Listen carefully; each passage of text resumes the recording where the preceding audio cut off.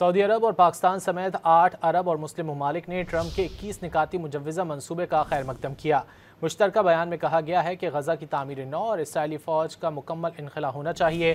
اقوام متحدہ میں پاکستان کے مستقل مندوب عاصم افتخار نے مجوزہ منصوبے سے نئی سفارتی راہیں کھلنے کی امید ظاہر کی۔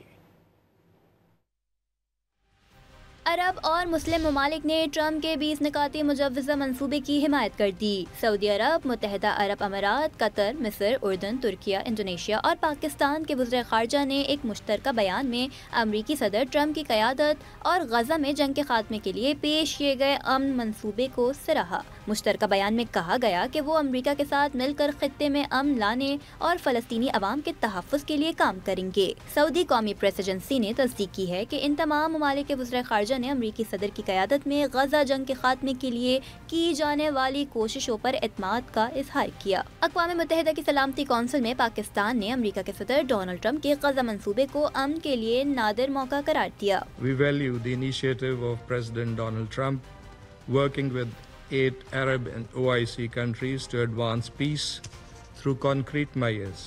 As a participant in this consultation process, Pakistan will closely engage and play a constructive role in promoting consensus.